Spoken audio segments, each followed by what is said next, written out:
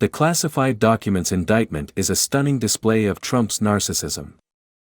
The now-unsealed indictment in the case of United States of America v. Donald J. Trump and Waltine Nauta has it all, seemingly every Trump flaw condensed into 49 pages and 38 counts of squalid detail. It is a devastating legal document, but it is also a damning character study of a man whose faults are all too familiar yet retain the power to shock and appall. In the neutered language of lawyers and their numbered paragraphs, 96 in all, the indictment details the relentless selfishness of Trump's conduct. The former and would-be future president, in prosecutors' telling, lied to his own lawyers, pushed them to hide evidence on his behalf, then stood by as they submitted a blatantly false affidavit to federal authorities, all while proclaiming himself an open book. He stored the most classified of government secrets, about matters as sensitive as the vulnerabilities of the United States and its allies to military attack, on the stage of a Mar-a-Lago ballroom. He permitted secret, Five Eyes intelligence material to spill onto the floor of a storage room easily accessible from the pool patio. Responsible people view such documents in a SCIF, shielded from electronic eavesdropping and fortified against intruders. Trump kept them in a chandeliered bathroom. He hammered his 2016 opponent, Hillary Clinton, for mishandling classified information, then behaved in a far more egregious manner. The indictment doesn't mention Clinton by name, but prosecutors took pains to lay out numerous Trump campaign statements criticizing her, and hammering home the importance of safeguarding classified information.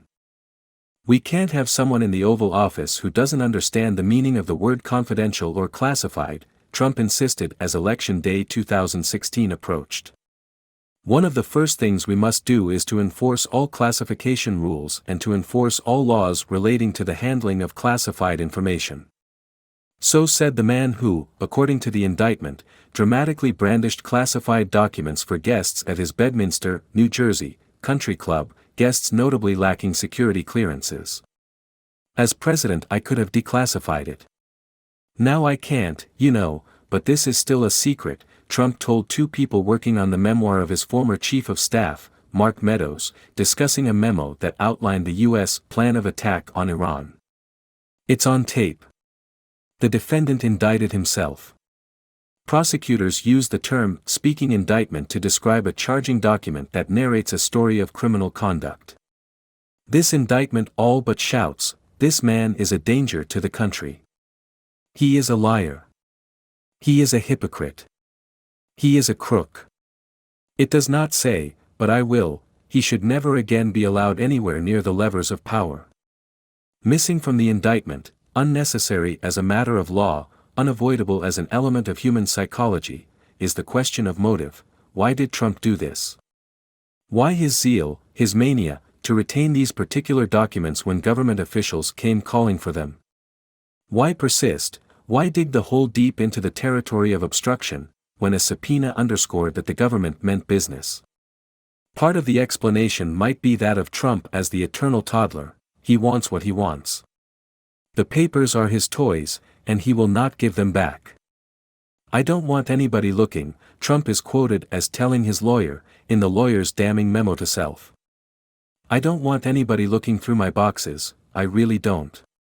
My boxes. Mine, mine, mine." These toys impress, and Trump's pathetic need to puff himself up cannot be underestimated.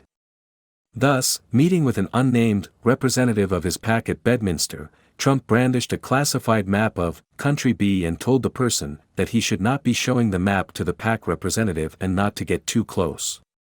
If that's evidence for prosecutors that Trump knew he wasn't supposed to treat classified material so cavalierly, it's a reminder to the rest of us about Trump's compulsion to display his importance.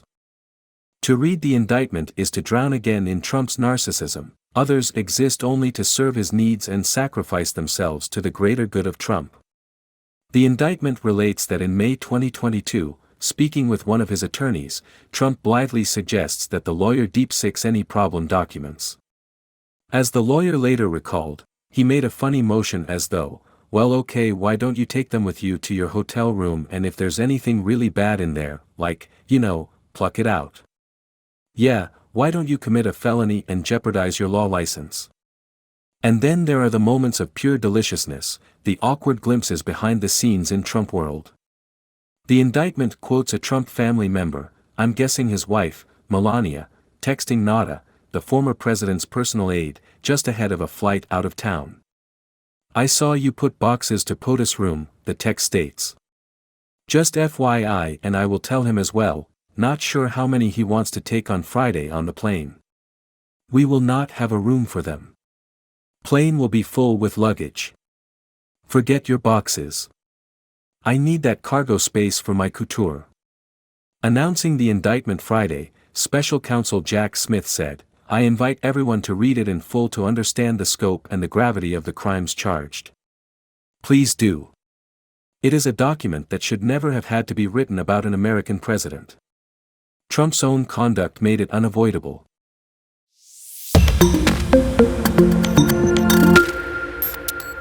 The classified documents indictment is a stunning display of Trump's narcissism.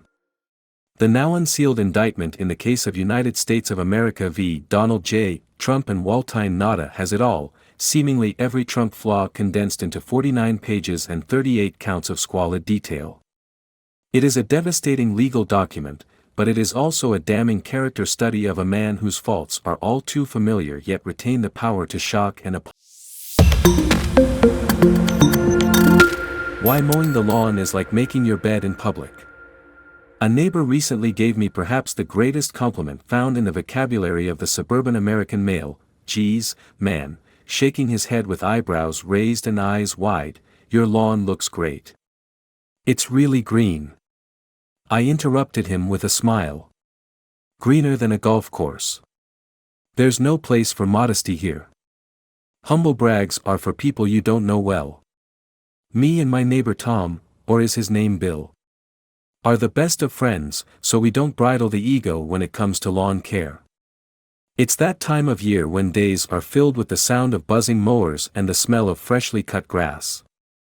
I learned to love this summer combination as a teenager stretched behind a push mower that spat clippings out the side as it went. What began as a chore became the door to freedom. If I got up early and mowed and raked the lawn without having to be asked, I knew I'd be able to hang out with my friends that night and maybe use the car. Along the way, I discovered pride in the doing. My mowing lines had to be perfectly straight, leaving behind a striped pattern in the grass that was the envy of the block. Even now, as age 50 approaches, I still enjoy mowing the lawn. In a world of keyboards and video conferencing and artificial light, lawn mowing is where I get to commune with nature and get my hands dirty, break a sweat, do some real work.